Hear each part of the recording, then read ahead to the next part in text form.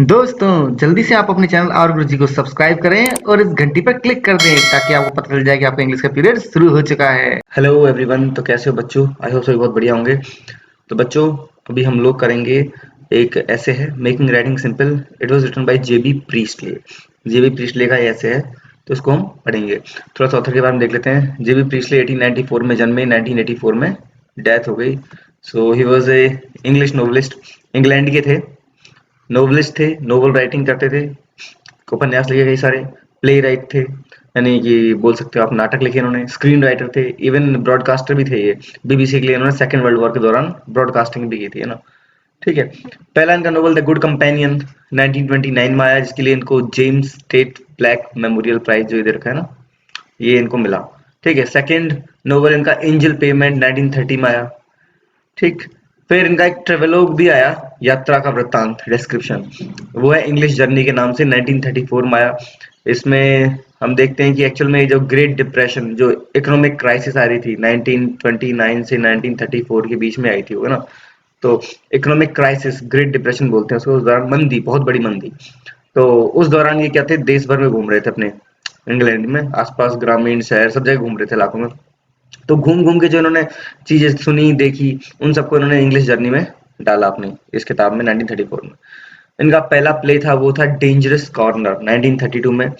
परंतु ये फेमस हुए एन इंस्पेक्टर कॉल्स, मतलब प्ले में जो फेमस हुए। वैसे तो ये फेमस यहीं पे हो गए थे, जो इनका पहला नोवेल था द गुड कंपेनी यहीं से, बट अगर प्ले इनका कोई ज्यादा पॉपुलर रहा तो वो था एन इंस्पेक्टर कॉल्स 1945 में। इनको ये फाउंडिंग मेंबर भी थे। एक कैंपेन था न्यूक्लियर डिसआर्मामेंट का, 1958 में स्टार्ट हुआ, तो उसके फाउंडिंग मेंबर भी थे। न्यूक्लियर डिसआर्मामेंट का मतलब यानी कि परमाणु जो हथियार है उनको कम किया जाए। ठीक है। और साथ में इनके एसेज के कलेक्शन भी है ना, एक्सटेंडेड ऐसे 1964 में आया, title man and the time, man and the time के नाम से ऐसे इसका कलेक्शन निकला 1964 में। ठीक है। तो चलिए हम आते टेक्स्ट पे। Making writing simple, written by JB Priestley.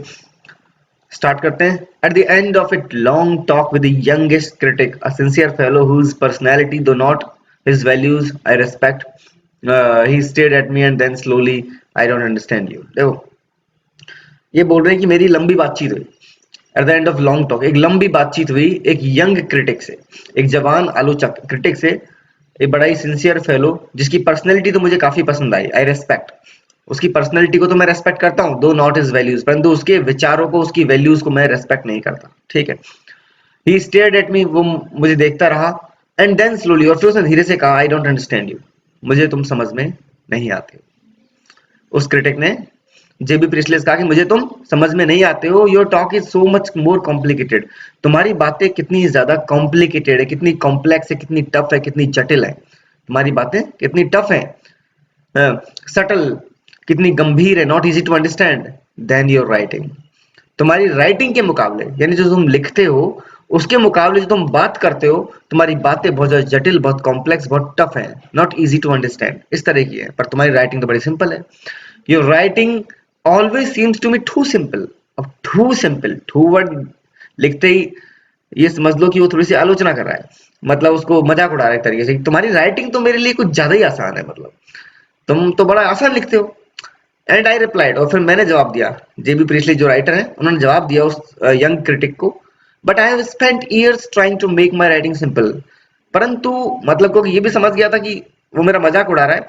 तो मैंने कहा कि लेकिन तुम जो कह रहे हो कि मेरी राइटिंग बहुत सिंपल है, लेकिन मैंने सालों बिताए हैं, आई हैव स्पेंट ईयर्स, मैंने सालों बिताए हैं trying to make my writing simple, मेरी राइटिंग को सिंपल, आसान बनाने के लिए मैंने सालों बिताए हैं। What you see as a fault, जिसे तुम एक कमी के रूप में देख रहे हो, आई रिगार्ड एज ए वर्च्यू, मैं उसे एक गुण के रूप में देखता हूँ। यानी मैं मानता हूँ कि ये मेरी स्पेशलिटी है, मेरा गुण है कि मैं सिंपल लिख सकता हूँ।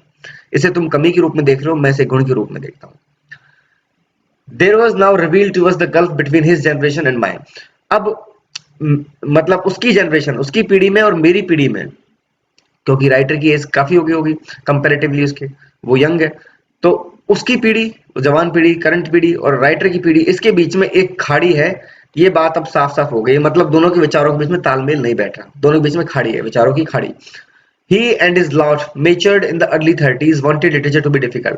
अब वो बोल रहा है कि ये और इसके जैसे his lot यानी इसके जैसे, ये और इसके जैसे लोग जो कि अभी अर्ली 30s में, अभी स्टार्टिंग 30 साल के आसपास की एज में है, जो अभी अभी परिपक्व हो रहे हैं, 30 साल के आसपास के हैं, ये चाहते हैं लिटरेचर को डिफिकल्ट। ये चाहते हैं लिटरेचर डिफिकल्ट होनी चाहिए। मतलब उस यंग क्रिटिक के लिए बोल रहा है राइटर कि इसके जैसे, ये और इसके जैसे जो अभी अभी मेच्योर होने लगे हैं लोग, मतलब अभी परिपक्व होने लगे हैं, ये क्रिटिक लोग ये चाहते हैं कि लिटरेचर डिफिकल्ट हो, ये समझना इजी ना हो, ऐसी हो literature. They grew up in revolt against the mass communication antics of their age. और ये बेसिकली बड़े हुए हैं, दे ग्रू अप, ये बड़े हुए हैं revolt against the mass communication. जो मास कम्युनिकेशन मतलब वो सब मेथड्स, संचार के मेथड्स जिसमें मतलब आम जनता तक ज्ञान नॉलेज पहुंच सके, जैसे कि टीवी रेडियो, ये सब मास कम्युनिकेशंस के तरीके हैं, है ना। आजकल न्यूज़पेपर, ठीक है, बुक्स, ये सब मास कम्युनिकेशंस के मेथड है। आजकल इंटरनेट हो गया, सोशल मीडिया हो गया। तो ये लोग बड़े हुए हैं इस मास कम्युनिकेशन के तरीकों के खिलाफ, मतलब एक तरीके से, मतलब उनका अपोज करते हुए बड़े हुए हैं। इन्होंने शुरू से मास कम्युनिकेशन का अपोज किया है, एंटिक्स ऑफ देयर एज।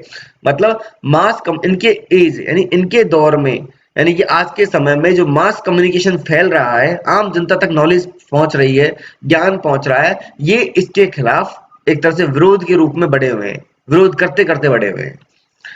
क्योंकि ये लोग नहीं चाहते जो चीज आम जनता तक पहुंच रही है, it means that is easy to understand, वो आसानी से समझ में आ रही जनता को। और ये चाहते हैं कि लिटरेचर हो टफ, कि वो आम जनता को इतनी इजीली समझ में नहीं आए।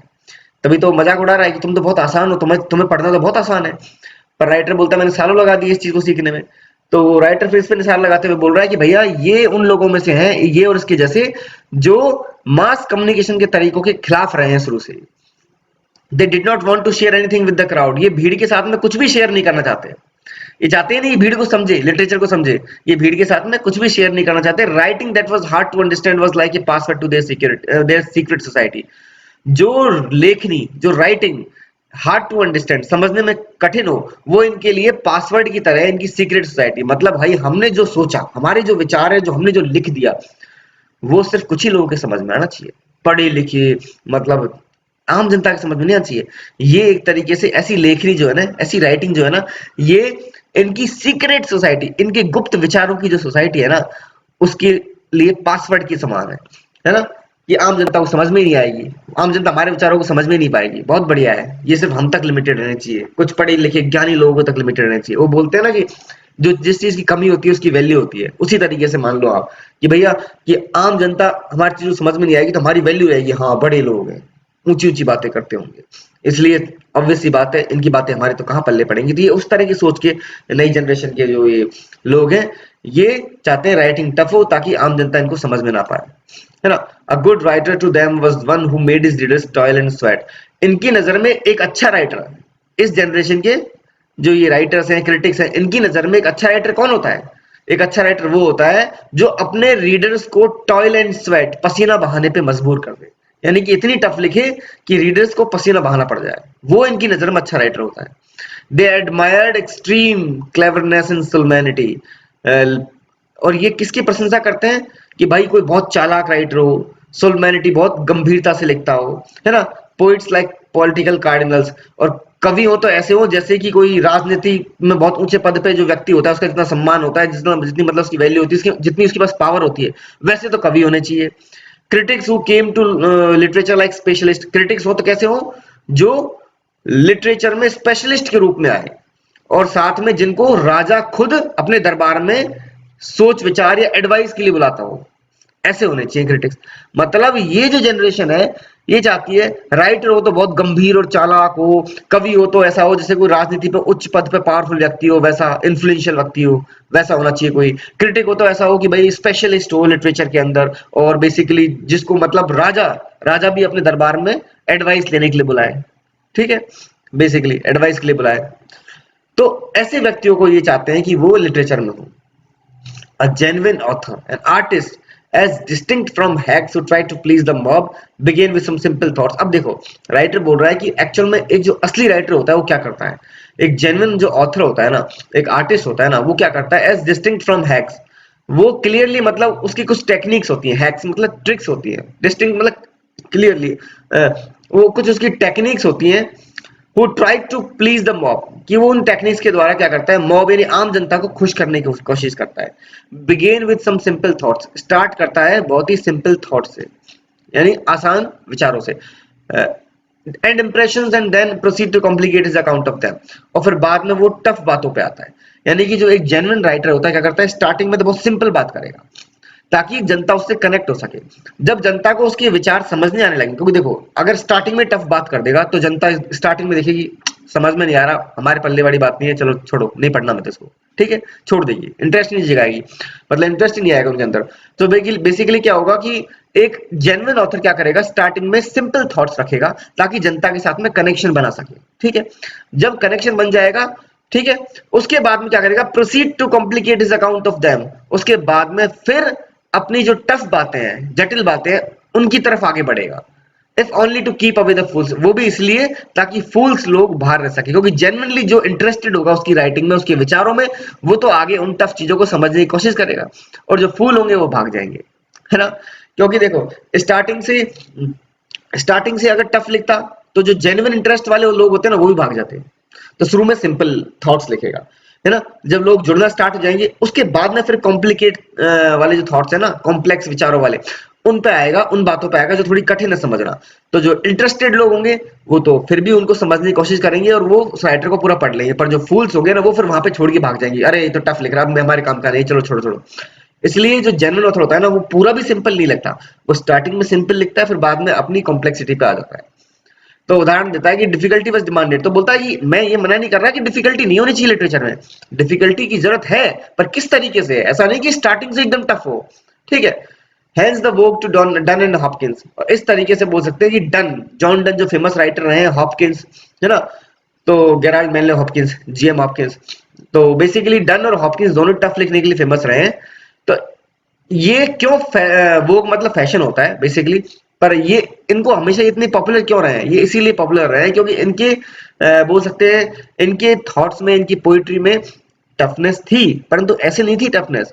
पहले ये स्टार्टिंग में अपने थॉट्स से अट्रैक्ट करते थे रीडर्स को और फिर ये कॉम्प्लेक्सिटी पे आते थे, ठीक है। वैसे सही बताऊं ना, ऑनेस्टली हॉपकिंस तो पहली लाइन से बड़ा टफ था, मुश्किल समझना, मतलब ये रियलिटी है, वरी राइटर कुछ भी बोले, मैं पर्सनल व्यू बता रहा हूँ अपना। हॉपकिंस को तो स्टार्टिंग से समझना मुश्किल है, वो बहुत कॉम्प्लेक्स लिखते रहे और बहुत ही जटिल लिखते रहे। उनका ये हम कह भी नहीं सकते कि स्टार्टिंग से वो थोड़ा सिंपल लिख रहे हैं, नहीं, उनका तो स्टार्टिंग से वो जो ये राइटर ने ऊपर व्यू रखा है ना कि शुरू में पहले सिंपल लिखो ताकि रीडर्स आपकी तरफ अट्रैक्ट हो जाए, उसके बाद में अपने कॉम्प्लेक्स विचारों पे आओ।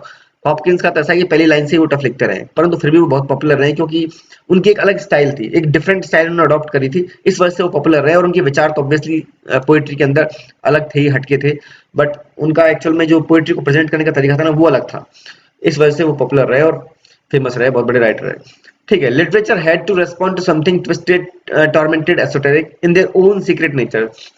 तो लिटरेचर को अपने अंदर छुपे हुए, ट्विस्टेड मतलब उतार चढ़ाव, टॉर्मेंटेड, एसोटेरिक जो पहेली नुमा है या टफ है, जो इजी नहीं है समझना, उनको डील करने का खुद का एक तरीका होता है लिटरेचर का, कि भाई टफनेस को कैसे डील किया जाए, उसका खुद का एक सीक्रेट नेचर लिटरेचर का, जिससे वो एक्चुअल में ऐसी टफ चीजों की तरफ रिस्पॉन्स देती है अपना, या फिर उनको डील करती है उनके साथ में।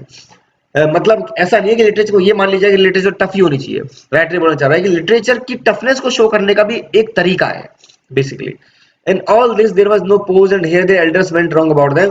परंतु इसी बात को समझने में ये जो आज की जनरेशन की जो यंग क्रिटिक है, जिनकी बात कर रहा है स्टार्टिंग में राइटर, ये एक्चुअल में अपने बेसिकली कहा जा सकता है, अपन ऐसे समझ सकते हैं इनको, in all this there was no pose and here their elders went wrong about them.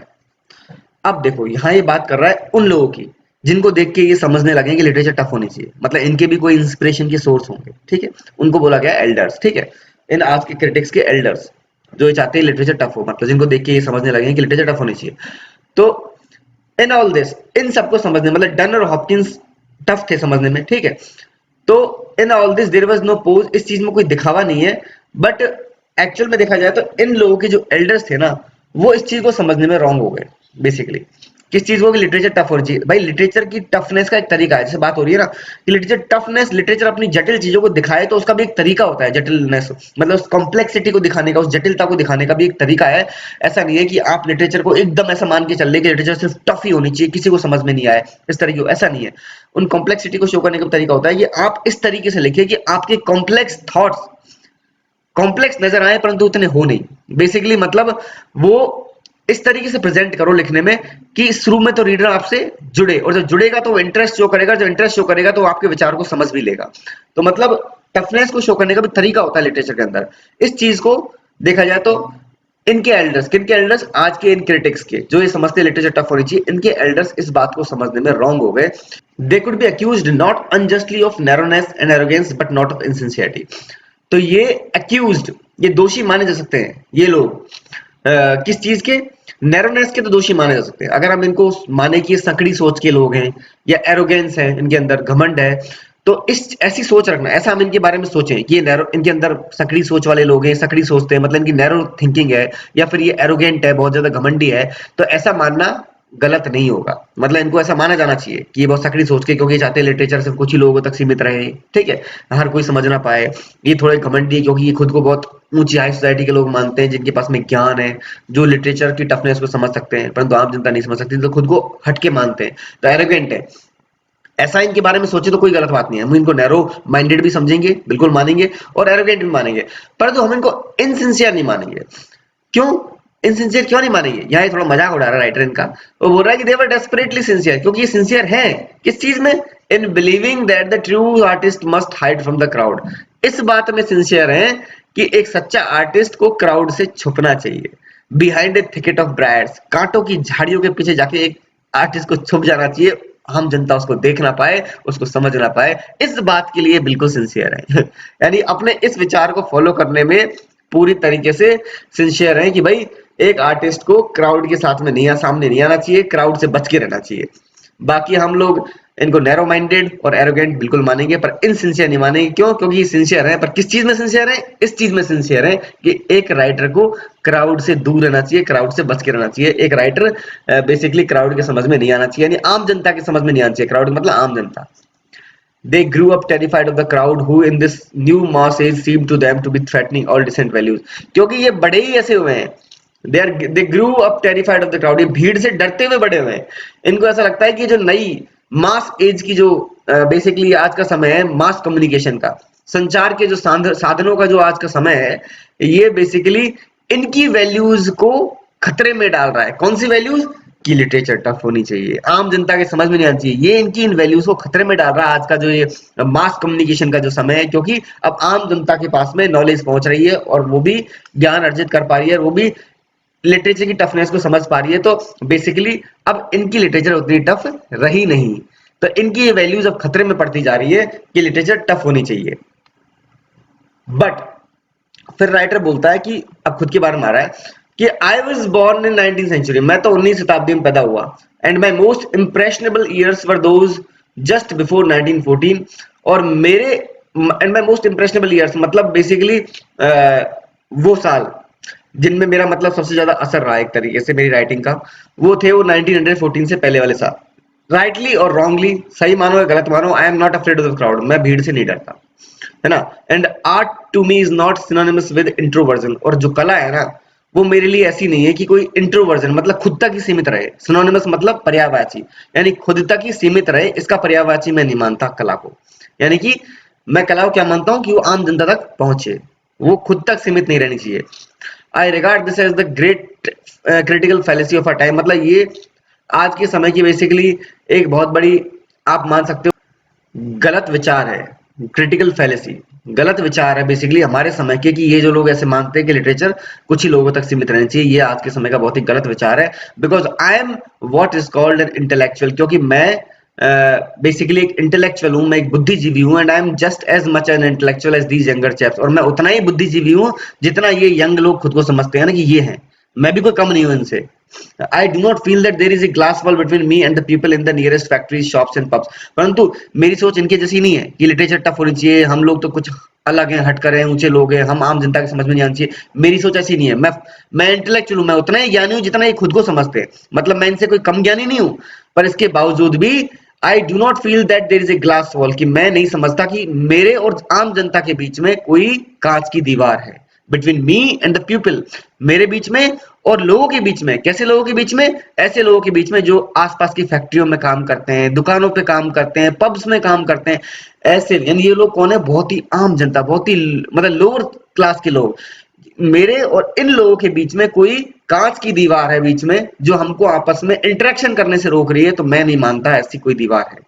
Writer बोल रहा है कि मेरी राइटिंग इस तरह की है जो इन लोगों तक पहुंचती है। कहने का मतलब ये है, ये लोग मेरी राइटिंग को समझते हैं, ये कहना चाह रहा है वो। ये इसलिए इसलिए बोल रहा है कि मेरे और इन लोगों के बीच में कोई कांच की दीवार नहीं है। कांच की दीवार का मतलब है टफनेस, कॉम्प्लेक्सिटी के लिए बोला गया है कि मेरे और इनके बीच में कोई टफनेस है, कॉम्प्लेक्सिटी नहीं है कि इन तक मेरी बात नहीं पहुंच रही हो। मेरी बात इन तक पहुंचती है, आम जनता तक पहुंचती है।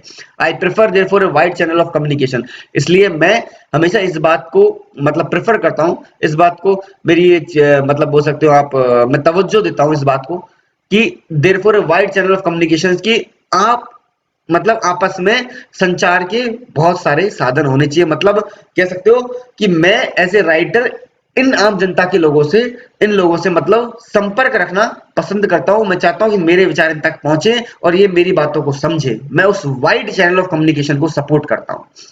Deliberately I am at simplicity, मैं जानबूझ के सिंपलिसिटी की तरफ फोकस करता हूं। मेरा उद्देश्य रहता है सिंपल लिखने की तरफ, एंड नॉट कॉम्प्लेक्सिटी, जटिलता की तरफ मेरा उद्देश्य नहीं रहता। इन माई राइटिंग्स, मैं जो लेखनी लिखता हूं उसमें मेरा फोकस कहां रहता है, मेरा उद्देश्य क्या रहता है, मेरा एम कहां रहता है? टू राइट सिंपल, सिंपल लिखने की तरफ मेरा फोकस रहता है, कॉम्प्लेक्सिटी की तरफ नहीं रहता। No matter what the subject in hand might be, चाहे कैसा भी टॉपिक पे मैं लिख रहा हूं, किसी भी टॉपिक में मैं लिख रहा हूं, चाहे चाहे कितना टफ टॉपिक हो, परंतु मेरा फिर भी एम क्या रहता है कि उस टफ टॉपिक को मैं सिंपल वे में लिख के प्रेजेंट करूं जनता के सामने। I want to write something that pinch I could read aloud in a bar parlour, मैं कुछ ऐसा लिखना पसंद करता हूं हमेशा कि मैं भाई एक बार पार्लर यानी दारू जहां पीते हैं बेसिकली, मैं वहां पे भी खड़ा होकर अगर खुली जनता के सामने बोल दूं तो सबको समझ में आ जाए। यानी ऐसी जगह मतलब गरीब से गरीब लोग, कम से कम पढ़े हुए लिखे लोग, जिनको ज्यादा जब एजुकेशन भी नहीं प्राप्त हुई है, उनके सामने भी अगर मैं जाके उनको मेरी राइटिंग पढ़ के सुना दूं तो उनको भी समझ में आ जाए। And the time came when I was hard and student 1000 bar parlours, और एक समय ऐसा आया था फिर जब मुझे हजारों बार पार्लर्स में सुना जाने लगा था। मतलब मैं, मेरी राइटिंग इतनी सिंपल थी कि उन सबको समझ में आने लगी थी, मुझे हजारों बार पार्लर्स में सुना जाने लगा था। एक ऐसा समय भी आया था। I do not pretend to be subtle and profound, मैं कभी भी इस तरह का नाटक नहीं करता कि मेरी राइटिंग बहुत सटल और प्रोफाउंड, सटल और प्रोफाउंड मतलब deep and not easy to understand, कि मैं हमेशा, मैंने कभी ऐसा नाटक नहीं किया कि मेरी राइटिंग बहुत टफ होनी चाहिए, बहुत गहरी होनी चाहिए, जो इतनी आसान ना हो समझने में। But when I am at work I try to appear simpler than I really am, परंतु जब मैं काम करता हूँ ना, हमेशा कोशिश करता हूँ कि मैं सिंपल से सिंपल रखूँ, बहुत सिंपल आसान रखूँ, and then I really am. मतलब मैं खुद, मेरी जो पर्सनैलिटी है, मैं जो बातें करता हूँ वो टफ हो सकती है, परंतु मेरी जो राइटिंग होती है वो हमेशा बहुत सिंपल होनी चाहिए। मैं इस पे फोकस करता हूँ हमेशा कि मैं खुद जितना जटिल हूँ या जिस तरह के जटिल नजर आता हूँ, मेरी राइटिंग वैसी जटिल नहीं होनी चाहिए, वैसी कॉम्प्लेक्स नहीं होनी चाहिए। Perhaps I make it too easy for the readers, हो सकता है कि मैं रीडर्स के लिए बहुत आसान कर देता हूँ चीजें। Do too much of the toiling and sweating my self, और सारा पसीना मैं खुद बहा लेता हूँ। मतलब सिंपल लिखने में जितना पसीना बहाना पड़ता है ना, मतलब मैं नहीं चाहता कि रीडर्स को पसीना बहाना पड़े मुझे समझने के लिए, वो सारा पसीना मैं ही बहा लेता हूँ। हो सकता है कि मैं राइटर्स के लिए बहुत ईजी होता हूँ, क्योंकि वो जो पसीना बहाना उनको पड़ेगा वो मैं ही बहा लेता हूँ पहले ही, कि भाई पहले ही सिंपल लिख देता हूँ, मेहनत कर लेता हूँ सिंपल लिखने में। No doubt I am altogether too obvious for the cleverest fellows, इसलिए इसलिए बोल सकते हैं कि ये क्लेवरेस्ट फेलोज, ये चालाक आजकल के जो लोग हैं, कौन से, उस यंग क्रिटिक जैसे, इनके लिए मैं बहुत सिंपल हूँ। नो डाउट, इसमें कोई डाउट की बात नहीं। जब आम जनता के बहुत लिए बहुत सिंपल हूँ, तो इन लोगों के लिए तो मैं डेफिनेटली सिंपल होऊंगा ही।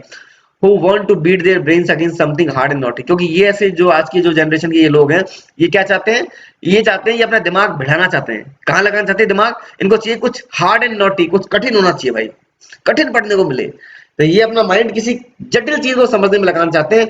तो फिर भैया ऐसा है कि but then I am not impressed by their views, मैं उनके इस विचार से बिल्कुल भी खुश नहीं हूँ। लिटरेचर के बारे में जो उनका विचार है कि एज ए सेरेब्रल एक्टिविटी, कि लिटरेचर एक दिमाग लड़ाने की एक्टिविटी होनी चाहिए जिसमें दिमाग लग सके, मैं इस विचार के बिल्कुल भी साथ में नहीं हूँ। ये लोग मानते हैं कि लिटरेचर ऐसी होनी चाहिए इसमें दिमाग लगाना पड़े, तो मैं इस बात को फेवर नहीं करता। सम सेरेब्रल एक्टिविटी का मतलब इसमें दिमाग यूज हो बहुत ज्यादा, ठीक है। Some contemporary critics would be better occupied solving chess problems and breaking down cyphers.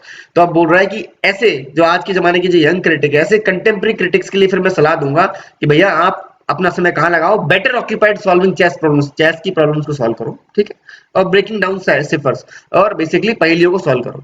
आपको अगर दिमाग ही लगाना है तो चेस की प्रॉब्लम्स को सॉल्व करो, पहेलियों को सॉल्व करो। लिटरेचर में दिमाग लगाने वाली चीज क्यों डिमांड करते हो? लिटरेचर तो ऐसी होनी चाहिए जिसमें एंजॉय कर सको, बेसिकली जिसमें माइंड नहीं लगाना पड़े, इजी टू अंडरस्टैंड हो। वहां आपको चाहिए कि दिमाग लगाने वाली चीज होनी चाहिए। तो ये मैं इस बात को बिल्कुल फेवर नहीं करता। अगर आपको ऐसे ही काम करना है जहां दिमाग लग सके तो आप चेस की प्रॉब्लम्स को सॉल्व करो, आप जाके पहेली सॉल्व करो, ठीक है। They are no customers of mind. ये ऐसे जो लोग हैं जिस तरह की सोच रखते हैं, ये मेरे कस्टमर्स नहीं है, मतलब मेरे रीडर्स ये नहीं है। And I do not display my goods to catch. और मैं कोई मतलब इस तरह का ये जो लाइन है ना, do not display my goods to catch, कि मैं अपने सामानों को दिखाना नहीं चाहता उनको अट्रैक्ट करने के लिए। दुकानों पर क्या होता है, सामानों को बाहर रखा जाता है ना, अट्रैक्टिव चीजों को बाहर दिखाया जाता है ताकि लोग उनको देख के दुकान के अंदर आ सके। वो उसी चीज के लिए बोल रहा है ये, कि ऐसे लोग मेरे कस्टमर्स नहीं है, ये मेरे रीडर्स नहीं है जिनको टफनेस चाहिए। तो मैं सिंपल लिखता हूँ बेसिकली, और मैं ऐसे लोगों को अट्रैक्ट करने के लिए कुछ करूंगा भी नहीं। ये अगर मेरी राइटिंग नहीं पढ़ना चाहते तो मत पढ़ो, मैं इनको लुभाने के लिए कुछ भी नहीं करूंगा। ये जो लाइन है, I do not display my goods to catch, कि इनको अट्रैक्ट करने के लिए मैं अपना सामान दिखाना पसंद नहीं करता, यानी कि मैं इनको लुभाने के लिए ऐसा कुछ नहीं करूंगा कि टफ लिखना शुरू कर दूं ऐसे लोगों के लिए ताकि ये लोग मेरी राइटिंग पढ़ना शुरू हो जाए। नहीं, मुझे नहीं चाहिए भाई, ठीक है। But any man who thinks the kind of simplicity I attempt is easy should try it for himself. परंतु कोई अगर ऐसा सोचता है कि जिस तरह की सिंपलिसिटी मैं लाता हूं अपनी राइटिंग्स में वो इजी है, तो भैया आप खुद ट्राई कर लो। I attempt is easy should try it for himself, वो व्यक्ति खुद ट्राई करे। यानी किसी व्यक्ति को ऐसा लगता है कि मैं जितना सिंपल मैं लिखता हूं तो बहुत आसान चीज है, ऐसा सिंपल तो कोई भी लिख सकता है, तो भैया should try it for himself, वो खुद ट्राई करके देख ले कि वो सिंपल लिख सकता है कि नहीं लिख सकता।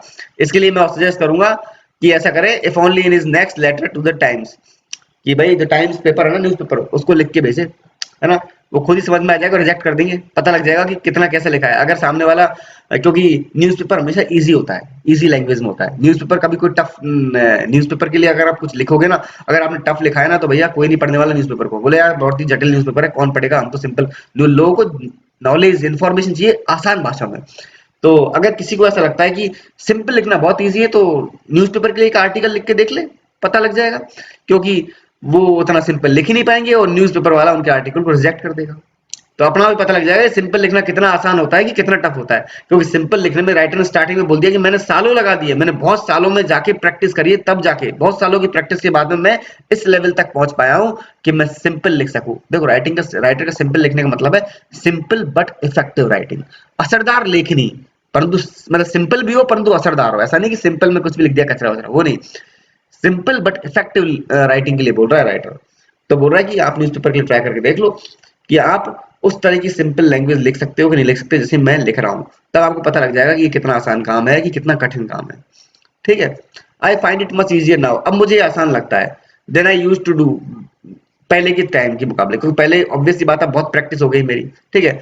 But that is because I have kept the same in view through out the years of hard work. परंतु ऐसा इसलिए हो सका क्योंकि मैंने ये हमेशा अपने दिमाग में रखा, ये अपना एम रखा पूरे सालों तक through out the years of hard work. इतने सालों से मैं कठिन परिश्रम कर रहा हूँ, मैंने इसमें हमेशा यही उद्देश्य रखा अपने सामने कि मेरी राइटिंग्स में सिंपलिसिटी होनी चाहिए, जो इजी टू अंडरस्टैंड हो, सबको हर कोई समझ सके, एक आम जनता समझ सके।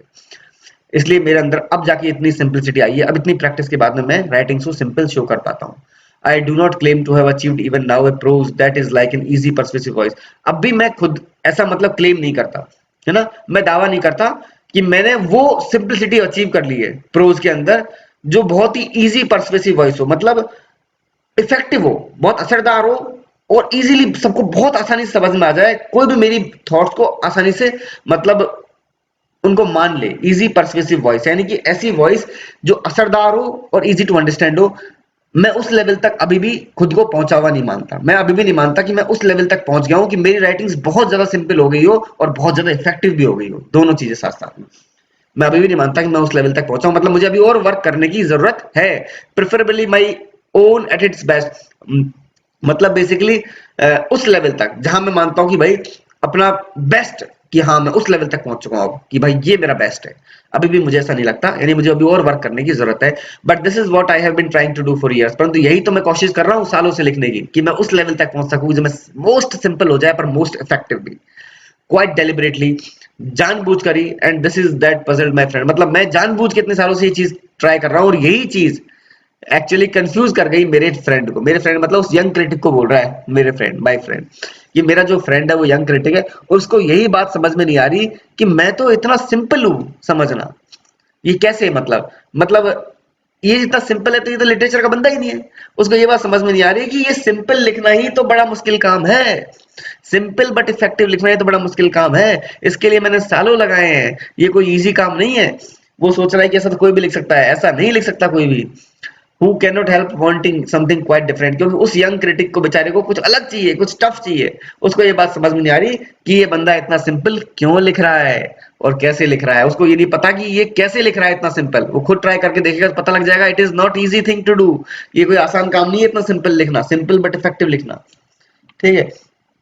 This habit of simplification has its own little tribes, क्योंकि जो ये सरलीकरण की जो आदत है ना, ये सरल इजी लिखने की जो आदत है ना, इसकी खुद की कुछ विजय हैं, कुछ जीते हैं। मतलब ऐसा करने पर आपको कुछ चीजों में बड़ी एक तरह से जीत जैसी अनुभूति होती है, इसमें खुद अपनी कुछ अचीवमेंट है इस चीज के अंदर। इस सिंपल लिख पाने में भी खुद की कुछ अचीवमेंट्स हैं। दस आई क्योंकि देखो मैं सिंपल लिख सकता हूँ, इसमें मेरी क्या अचीवमेंट्स हैं कि मुझसे पूछा गया, आई वाज आस्क्ड, मुझसे पूछा गया टू पे बर्थडे ट्रिब्यूट, कि जन्म दिवस पर एक तरीके से क्या करना है मुझे, C G Jung, Carl Gustav Jung, ये जंग नहीं है यंग होगा, इसको यंग पढ़ते हैं, ठीक है। सीजी यंग एक बहुत ही फेमस साइकोलॉजिस्ट और राइटर रहे हैं, है ना। तो मुझे इनके बर्थडे पे, सीजी यंग के बर्थडे पे एक तरीके से इनको ट्रिब्यूट देना है। इनको क्या देना है, ट्रिब्यूट। ट्रिब्यूट मतलब, ट्रिब्यूट का मतलब होता है श्रद्धांजलि। तो मुझसे कहा गया कि भैया आप कार्ल गुस्ताव यंग, जो हमारे सीजी यंग फेमस राइटर रहे हैं, इनके जन्म दिवस पर इनको श्रद्धांजलि दीजिए ऑन द एयर, रेडियो पर, रेडियो पर इनको श्रद्धांजलि दीजिए। For whose work and personality I have massive admiration, और इनके काम के लिए सीजी यंग ने जितना कार्य किया है, जितनी किताबें लिखी, जितने इन्होंने कार्य किया, उसके प्रति मेरे मन में बहुत ज्यादा मैसिव एडमिरेशन, बहुत ज्यादा प्रशंसा है। राइटर बोल रहा है कि मेरे मन में सीजी यंग के कार्य के लिए बहुत ज्यादा प्रशंसा है, और उनके बर्थडे पर उनको श्रद्धांजलि देने के लिए मुझसे कहा गया। ठीक है। अब to explain Jung in 13.5 minutes, और मुझे क्या दिया गया, 13.5 मिनट का समय दिया गया। मुझसे कहा गया कि आपके पास 13.5 मिनट है, उस 13.5 मिनट में आपको सीजी यंग को दुनिया को समझाना है। तो देखो ट्रिब्यूट देने का मतलब क्या है, श्रद्धांजलि देने का मतलब है कि उस व्यक्ति के विचारों को आम जनता को समझाना, उसे दोबारा से याद करना, वो तो खत्म हो चुका है। उसके बर्थडे पे एक तरीके से उसको याद करना, उसके विचारों को दोहराना, जनता को समझाना कि उसने क्या कहा था, कभी क्या लिखा था, क्या उसके विचार थे, उनको समझाना। तो बोल रहा है कि टू एक्सप्लेन यंग, यंग को समझाना, वो भी 13.5 मिनट में, 13.5 मिनट में, so that the ordinary listener, जिससे कि एक आम सुनने वाला जो है ना, कुड अंडरस्टैंड व्हाट द फस वाज अबाउट, कि भाई वो यंग क्या कहते थे, उस बात को वो आम लिसनर, वो आम जनता का सुनने वाला श्रोता वो समझ पाए। उस बात को 13.5 मिनट में समझाना आसान काम नहीं था। My friend said it could not done, मेरे मित्रों ने कहा, जेबी प्रीस्टली बोल रहे हैं कि मेरे मित्रों ने कहा कि ये पॉसिबल ही नहीं है भाई, ये नहीं हो पाएगा, तेरे से नहीं हो पाएगा, ये संभव ही नहीं है। सीजी यंग इतना कॉम्प्लेक्स राइटर, उसके विचार इतने कॉम्प्लेक्स थे, इतने जटिल थे, कि उसको आम जनता को 13.5 मिनट में समझा पाना, इट इज नॉट पॉसिबल, ऐसा नहीं हो सकता। The psychologist said it could not done, और जो दूसरे साइकोलॉजिस्ट हैं आज के जमाने के, मतलब राइटर के जमाने के, वो साइकोलॉजिस्ट बोले नहीं हो सकता, संभव नहीं है। But I can reasonably claim, पर मैं ये दावा कर सकता हूं, मैं ये दावा ठोक सकता हूं, backed by first class evidence, पूरे सबूत के साथ में, दैट आई डिड इट, कि मैंने ये किया। It was a tough little task, ये एक बहुत ही कठिन छोटा कार्य था, परंतु मैंने ये कार्य किया।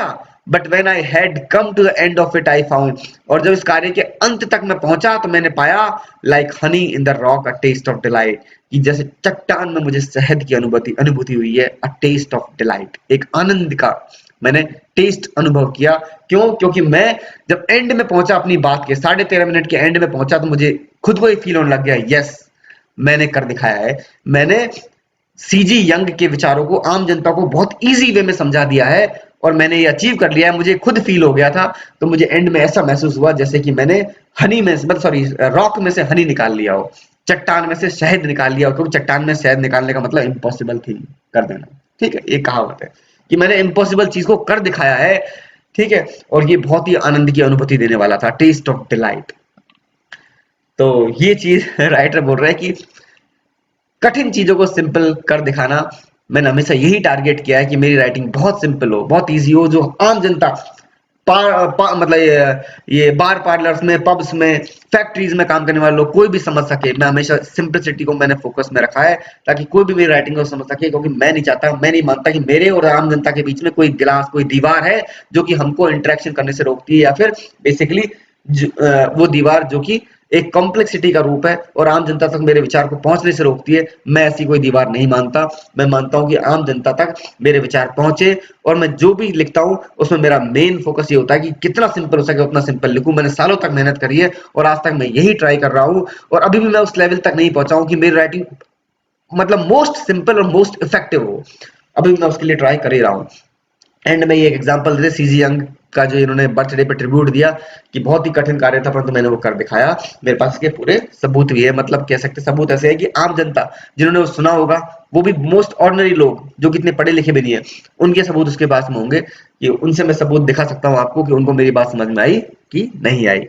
ठीक है, और ये उस चीज के लोग खिलाफ है कि आजकल के जो यंग क्रिटिक और आजकल के जनरेशन के जो इनके टाइम की बात बोल रहा है, आजकल मतलब ये जिस समय ये राइटिंग लिख रहे हैं कि जो यंग जनरेशन है वो मानती है लिटरेचर टफ होनी चाहिए, सबको समझ में नहीं आए, लिटरेचर के लोग बिल्कुल अलग होने चाहिए, उनको कोई अप्रोच नहीं कर सके, है ना, वो एरोगेंट अलग हटकर बेसिकली। तो ऐसे ये विचार नहीं मानते हैं, इनको इस चीज की फेवर में बिल्कुल भी नहीं है। लिटरेचर ऐसी होनी चाहिए, लिटरेचर को सेरेब्रल एक्टिविटी नहीं मानते, ये मानते हैं कि लिटरेचर में दिमाग लगाने की जरूरत ही नहीं होनी चाहिए, लिटरेचर इतनी सिंपल होनी चाहिए कि कोई भी समझ सके। ठीक है, अगर दिमाग लगाना तो चेस की प्रॉब्लम सॉल्व करो, पहेलियां सॉल्व करो। ठीक है, तो ये हो गया अपना ऐसे making writing simple. I hope मैंने भी सिंपल वे में आपको समझाया हो। चलो मिलते हैं नेक्स्ट वीडियो में, till then goodbye, see you soon, take care.